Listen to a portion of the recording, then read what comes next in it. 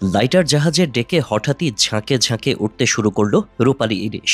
নাবিকরা দেখলেন জীবনের সবচেয়ে অবিশ্বাস্য দৃশ্য। মুহূর্তের মধ্যে প্রায় ৩ মণ ইলিশ উঠে এলো জাহাজে, যেন গভীর সাগর নিজেই উপহার দিয়ে গেল রূপালী সম্পদ। কিন্তু কেন ঘটল এমন অবিশ্বাস্য ঘটনা? কোনো জাল টোপ ছাড়াই কিভাবে ঝাঁকে ঝাঁকে ইলিশ উঠে এলো জাহাজে? ঘটনাটি ঘটেছে রাবণবাদ চ্যানেলের প্রথম বয়া ছাড়িয়ে প্রায় ৭০ কিলোমিটার দূরের গভীর বঙ্গোপসাগরে। কয়লাবাহী লাইটার জাহাজ MV-KSL গ্ল্যাডিয়েটর সেদিন ঠিক আগের মতোই পায়রা তাপবিদ্যুৎ কেন্দ্রের জেটির দিকে অগ্রসর হচ্ছিল। কিন্তু কয়েক মিনিট পরেই যা ঘটল তা নাবিকদের বহু বছরের নৌ জীবনের সবচেয়ে ব্যতিক্রমী অভিজ্ঞতা হয়ে থাকবে।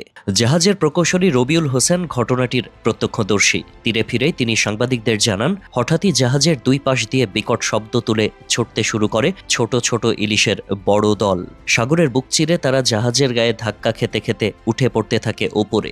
নাবিকরা প্রথমে হতবাক, তারপরই উৎসাহে ভরে ওঠে ডেক। চোখের পলকে রূপালী মাছের স্তূপ কতটুকু কুড়িয়ে নেওয়া সম্ভব আর কতটুকু আবার গড়িয়ে যাচ্ছে সমুদ্রে, বুঝে ওঠা কঠিন হয়ে পড়ে।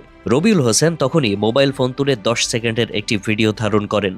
ভিডিওটি তীরে ফিরে স্থানীয় সাংবাদিকদের দেখানো হলে সেটি দ্রুতই ছড়িয়ে পড়েছে সামাজিক মাধ্যমেও। এই বিরল আচরণের কারণ নিয়ে মতামত দিয়েছেন পটুয়াখালী বিজ্ঞান ও প্রযুক্তি বিশ্ববিদ্যালয়ের মৎস্য বিজ্ঞান অনুষদের অধ্যাপক ডক্টর রাজীব সরকার। তার ব্যাখ্যায়, সমুদ্রে বড় শিকারী মাছ, বিশেষ করে টুনা, ম্যাকারেল বা অন্য কোনো পেলার্জিক শিকারী মাছ যখন ছোট ইলিশের দলে হানা দেয়, তখন আতঙ্কে পালের মাছ ছুটে পালানোর পথ খোঁজে।